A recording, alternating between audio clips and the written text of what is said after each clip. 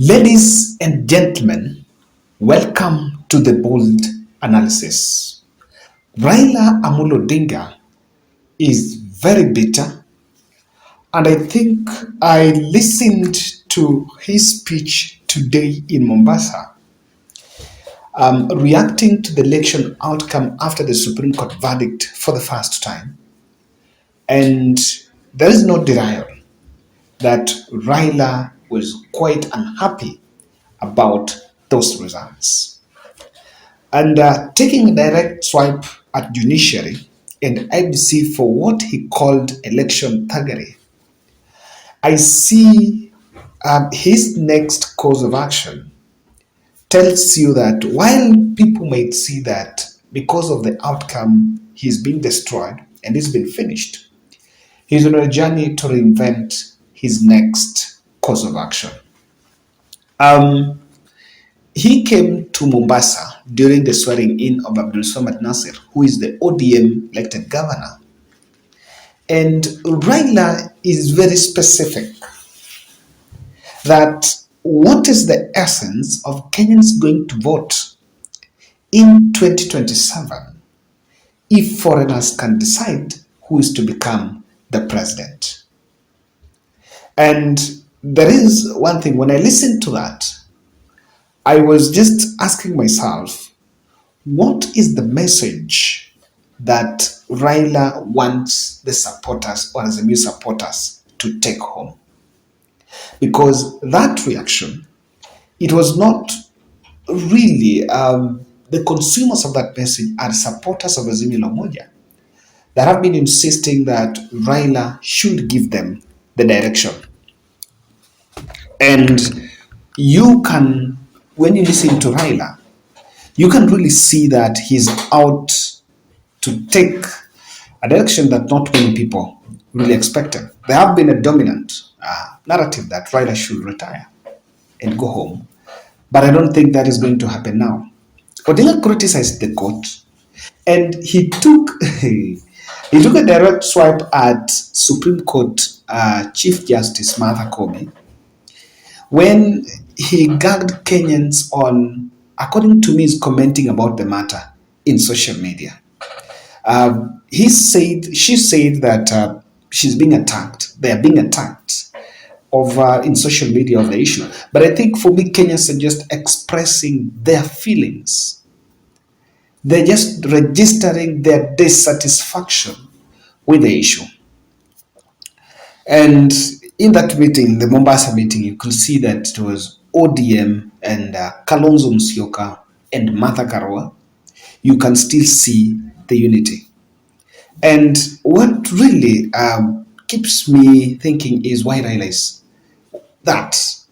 Honestly, ukimsikia akiongea alikuwa ile, yeah. Just have a snippet from that speech.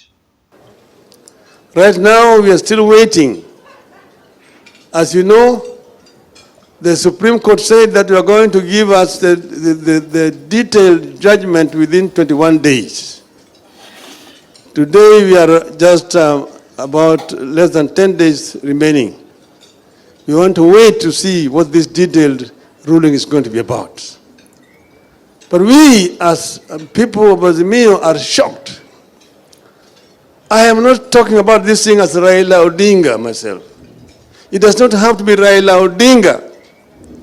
But my fear is that if what the people saw happen on the 5th of September is what they expect in 2027, I'm wondering why should the people wake up in the morning to go and queue to vote? Why should women, the elderly, the disabled queue for so many hours to cast their votes, when at the end of the day, it is a mercenary from Venezuela, Koome, Jose Camargo, who eventually decides who becomes the president of this country? Why would the people waste their time? Mamluki wanakuja kutoka Venezuela na wao ndio wanapiga kura, alafu unaonyesha mahakama ile ndio sahihi ya bwana Josea Magu. Hii mashine ilitoa kura sahihi kule Mount Elgon, dakika 8 baadaye imetoa kura kule Nyeri. Inawezekanaje? Mahakama inasema hiyo si hoja, haya si hoja. Shame on the judiciary of this country. And I see them protesting and trying to give threats, and people, we will talk. The constitution of this country gives power to the people of Kenya. And all those other people exercising power are exercising donated power. So the judiciary is no exception. If they become rogue, we have power as the people of this country to reform them and send them home. We can lead a 1 million march to the judiciary to say, "Koneni nyumbani." And they would have no choice but to go home. So the judiciary should not threaten, blackmail the people of this country after they have done the message that they've done. When you do, we say we respect, but we don't agree. And we have a right as a people not to agree with bad rulings of the judiciary. It is our constitutional right to say hii ruling ilikuwa shenzi. Now you can see what I'm talking about. And many other people have looked at it as a scheme to push for a handshake. And I can tell you that I don't see that as the end goal. That is not the goal of Raila Odinga. If you look at the strategy, he's speaking about IEBC and the judiciary. So, not the judiciary, he's talking about the judges. Let's not generalize and talk about judiciary. It's about the Supreme Court judges. So, how would a handshake help solve the matter? If a handshake, as I saw in social media, people are talking about a handshake. If Raila was to get to a handshake with William Ruto, and William Ruto has already sanitized Wafula Chebukati and the courts, and he seems to be enjoying some honeymoon with the judiciary, then how is that handshake going to address Raila Odinga's issues? Does it mean that you'll have to abandon the cause? I don't see the handshake as the end game. On that, it seems that Azimio are on a very high note, and there is no retreat, no surrender. Hassan Joho, while revealing an MP of Kenya Kwanza, who sent him messages over something he said during the campaign trail, I think was just trolling him. And he was saying that the MP was trying to threaten him. You know, the way he took the direct swipe and said, "This is our country, and no one is going to live here." That tells you that maybe there are people who are leaving. There are people who are leaving because of the regime. And Hassan Joho is taking it a notch higher by saying that, "Look here, I am here, and at one point I will be in the presidential contest." It is also my wish that politicians like Hassan Joho have a presidential ambitions. Whether it goes against all odds, especially in terms of the numbers and even let's talk of in terms of representation, how he might get there. Let me tell you, William Ruto got to the president, and if you look at the basket from Kalenjin, it's not more than 1.3 million votes. So when you want the presidency, it's not about what your community has. And of course, there have also been the politics, the terrain is changing where people are talking about issues. So the fact that Hassan Joho is coming from a minority group in the Kenyan sphere is not a limiting factor. I just believe that if you throw your weight that you want it, you will go for it. And with the right infrastructure, you'll be in for something. Do not be shocked to see Hassan Joho, Kalonzo Joho ticket, or Kalonzo Karua with Joho maybe as a prime minister somewhere. I think Joho is now ripe to get to that space. What next for him? He's been an MP, he's been a governor. He can't go back to vice as a senator.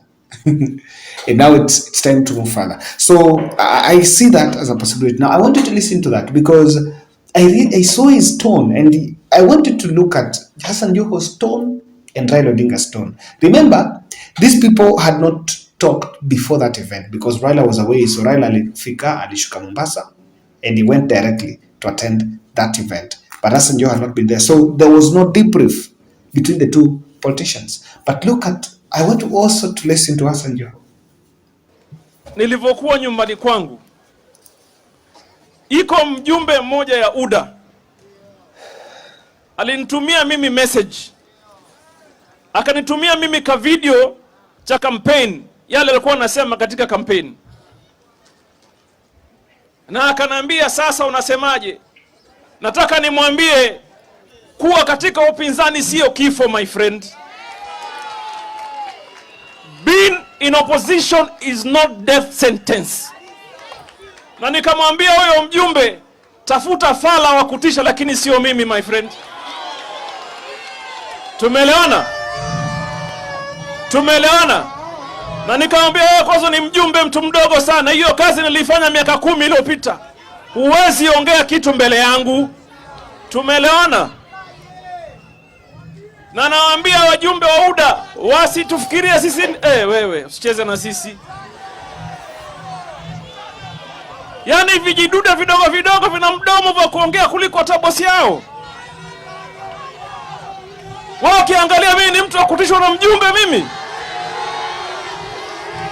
Now, that is Hassan Joho for you, and you will actually realize that things are not as cool as you want. Ladies and gentlemen, kindly subscribe to our channel and click the notification bell. What I can easily see from this is that I think Raila and Azimio team are trying to reshape, and they're simply creating the pace and the tone and what exactly their politics is going to be, or is the shape that their politics is going to take in the next 5 years. And this I have summarized it on very key aspects. I've looked at different bearings to it.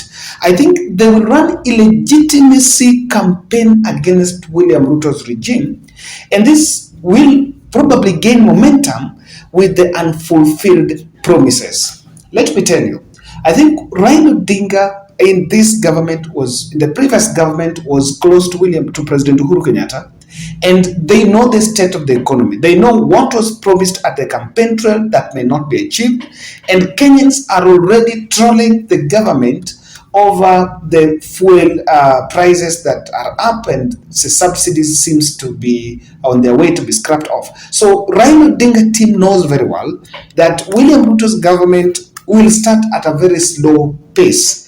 The slowest pace will be because of maybe factors that are within that they can correct, or other issues that may be beyond them. So with that, if you run illegitimacy, one, you're going to sway Azimio supporters to remain loyal to the cause. Number two, you can also win other supporters of William Ruto that feel like things are not as they expected. And that could be the end game. And that is why they're actually destroying Chebukati's heroism card. Chebukati was holding a meeting with IBC post-election evaluation meeting. I think that was in Mombasa. And he ran rogue against the 4 commissioners that he's blaming to have missed issues at the commission. That meeting happened today, and I think these 4 commissioners, of course, they were feeding intel to the Azimio team, or Azimio got intel on what was going there. So as Wafula Chebukati is now going after the 4 commissioners, which I honestly think it's unnecessary, and if there is something like that, it should not get to the media because it's not going to do them any favor. Wafula Chebukati, the IBC chairman, is supposed to leave the office, I think, next year, probably in January, because his time is coming to an end. So what he can do between now and January, I don't know what is this magic. I think it's just wait for your term, finish and go, so that you don't continue mudslinging and causing unnecessary frictions. The more you go for the heads of IBC staffers and other commissioners, there is going to be repellent forces, and these repellent forces will still put the commission on the spot. So this illegitimacy campaign, when it is the reason why they are trying to destroy, or rather they are destroying Chebukati's heroism card that has been really is being touted by President William Ruto. Now, Raila is likely to revive constitutional review process. It will be so much interesting for, this is a very interesting development because he's saying there that we need to maybe look at what works and what is not working out. It might take another shape, maybe if not BBI or something else. They have gathered and learned their lessons on that. They are not in government. So this time round, it's very easy to start it in the popular cause, so that from that, see whether it goes parliamentary, the numbers are also in parliament, or it goes through the county assembly way, and just find a way it goes. Whether William Ruto team are going to take up that or not, it's something to be looked at. But that will also be a very good trait for William Ruto, because they might actually drop the executive arrangements of prime minister, deputy prime minister, and all that. And this time round, maybe Raila is not on ballot. He's mentioning he's not going to vie, although he has not said. Likely that he's not going to vie. So if he calls for something, the noble will be very clean, because he doesn't have an interest, may not have an interest in 2027. Strong opposition will deflate revisit schemes, and politicians in opposition side, the likes of Hassan Joho and politicians who crossed path with the president now during campaigns, must be in the limelight. And I think for most of them to get also the immunity from unnecessary attacks. I think Raila Odinga must remain in space to protect the Hassan Johos, the Junet Mohammed, the Charity Ngilus, and the rest. The other people who campaigned with Azimio, and because of there can be a revisit schemes, these revisit schemes can take different designs and different shapes and different strategies. So for the people to get that, I think Raila must stand in this space, and that's why I insisted that even the way Rigathi Gachagua is going with the former president Uhuru Kenyatta, it will take Raila Odinga to stand in the gap, because otherwise people are going to be destroyed. People are not going to find it very smooth. And even though I agree that impunity should be punished, but the excesses of that punishment will only be checked and really be capped by the opposition front becoming so strong. In fact, they need to be that strong. If you go down, you will go down to the wire. Ladies and gentlemen, that's my take on it. And what do you think? There is this heavy question on what is the essence of people going to vote in 2027 if foreigners decide the results. What is your feeling on that question? Because I think that's a very heavy one. It's heavy. Maybe we'll have to look at it in our next analysis.